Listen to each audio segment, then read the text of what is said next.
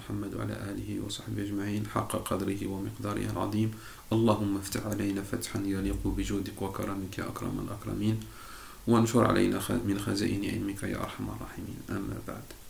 Assalamu alaikum mes frères et sœurs et bienvenue à cette nouvelle petite intervention que nous propose l'IFE dans le cadre du mois de Ramadan. L'intervention d'aujourd'hui concerne la prière de Tarawih que vous connaissez tous et donc il est important de faire un rappel sur ce sujet-là.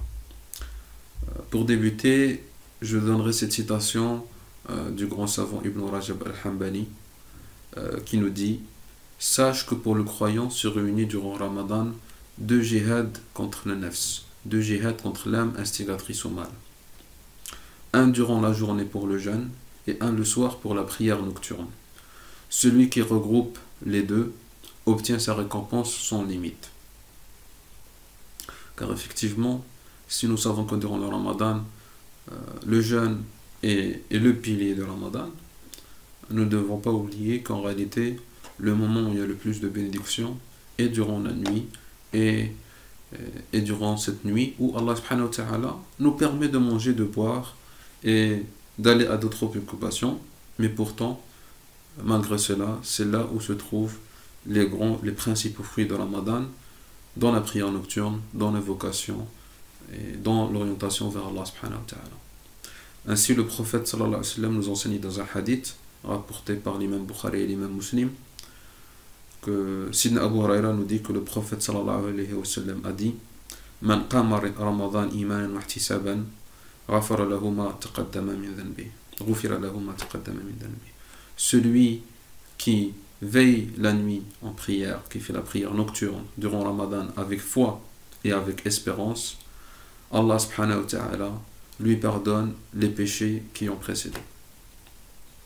Et donc avec foi, c'est-à-dire en ayant la certitude qu'Allah subhanahu wa ta'ala va lui accorder la réponse, et ihtisaban, en espérant qu'il obtiendra cela sans ostentation, sans chercher à se montrer devant les gens, mais en ayant l'espérance uniquement en Allah subhanahu wa ta'ala.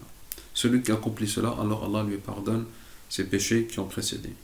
Et donc effectivement, la prière nocturne, en dehors de Ramadan, et en Ramadan encore plus, un mois où les œuvres surrogatoires valent autant que les œuvres obligatoires, eh bien, c'est un mois où nous devons faire cet effort-là.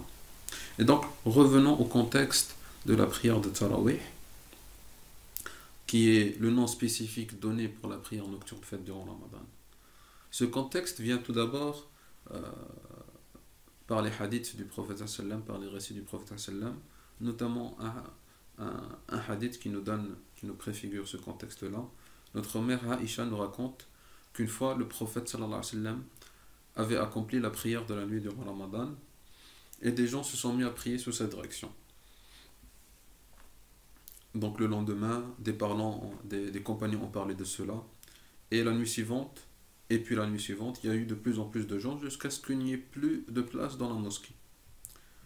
Au bout de la 4e nuit, le prophète sallallahu alayhi wa sallam, il est resté assis et il n'est pas sorti. Et donc les gens ont commencé à attendre et à parler dehors. Et donc pour résumer l'histoire, le matin à la prière du Fajr, quand le prophète sallallahu alayhi wa sallam, il est sorti, il leur a répondu, donc c'est un hadith qui est rapporté par notre mère Aïcha qui est dans Sahih Bukhari, il leur a répondu: j'ai craint que la prière de nuit vous soit rendue obligatoire. Et nous voyons donc le souci du prophète sallallahu alayhi wa sallam pour ne pas alourdir pour sa communauté. Et dans une autre version, il est dit: il ne m'était pas resté inconnu que vous étiez là, mais j'ai craint que cela ne soit rendu obligatoire et que vous n'en soyez pas capable. Et donc effectivement, le prophète sallam faisait la prière nocturne et des compagnons se mettaient derrière lui, mais par souci que cette prière-là ne soit pas une obligation, quelque chose d'institué, eh bien, il a décidé de temps en temps de ne pas le faire, et il y a de nombreux hadiths sur le sujet, mais nous allons essayer de rétrécir, Inch'Allah, le format. Plus tard, après la mort du prophète sallallahu alayhi wa sallam, les compagnons sont restés sur cet état-là, cet état de fait, où il y avait des petits groupes qui priaient dans la mosquée, certains priaient chez eux, étant donné que le prophète sallallahu alayhi wa sallam il avait incité dans d'autres hadiths que la meilleure prière surrogatoire est celle qui est faite chez soi. Et donc, ceux qui pouvaient le faire faisaient chez eux, ceux qui ne pouvaient pas prier à la mosquée, mais il n'y avait pas quelque chose d'institué. À l'époque de Sidna Omar ibn al-Khattab, il est rapporté, donc un compagnon, c'est un hadith qui est rapporté par l'imam Bukhari et l'imam Malik, an Abdurrahman ibn Abdul Qari, il nous dit: je suis sorti avec Sidna Omar ibn al-Khattab, radiyallahu anhu, une nuit de Ramadan durant la mosquée. Et nous avons vu les gens séparés, dispersés. Un homme qui prie pour lui, et un homme qui prie, et des gens qui prient derrière lui, en groupe. Alors, Sidna Omar, quand il a vu des musulmans dispersés, chacun priant de son côté, un qui prie tout seul, un qui prie et 3-4 personnes derrière lui, un autre qui prie avec 5-6 autres personnes derrière lui, il s'est dit: Qala Omar, inni ara law jama'tu ha'ula ala qari'in wahid lakana amthal. Si nous réunissons ces gens-là sur un seul lecteur, alors cela aurait été mieux. Alors il a décidé à les réunir sous la lecture de Ubay ibn Ka'b. Et je suis sorti une autre nuit et il les a vus tous en train de prier derrière une seule personne. Et alors, Sidna Omar ibn Khattab, il a dit cette fameuse expression: Ni'matul bid'ati hadi. Quelle excellente innovation que celle-ci. Donc, je n'ai pas d'autre choix que de traduire le mot bid'a par innovation, car c'est lexicalement, c'est cela la traduction. Et donc, notre sujet n'est pas sur la bid'a, mais celui qui réfléchit un petit peu, eh bien, il se rend compte que Sidna Omar ibn Khattab a utilisé le mot bid'a, le mot innovation, mais dans un contexte positif. Et donc, on doit bien se dire que dans leur tête, le mot bid'a n'est pas quelque chose d'effrayant qui a uniquement un sens négatif, mais c'est un mot arabe qui veut dire faire une chose nouvelle qui n'avait pas été faite avant. Et elle peut être soit bonne, soit mauvaise. Ici, il a utilisé ce mot dans quelque chose de bon. Et c'est ainsi que les savants qui sont venus après, et notamment l'imam Shafi'i, a expliqué que la bid'a peut être bonne ou mauvaise.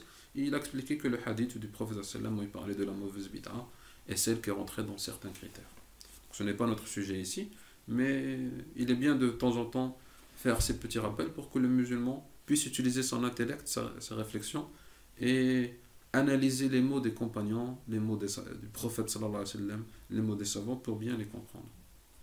Donc Sidna Omar ibn al-Khattab, il a réuni l'ensemble des musulmans sous une seule personne, et depuis l'époque de Sidna Omar ibn al-Khattab, eh bien, nous avons ce qu'on appelle Tarawih qui est institué dans la mosquée, et comme le prophète sallam nous a incité de suivre sa sunna, mais aussi la sunna de ses pieux compagnons, de ses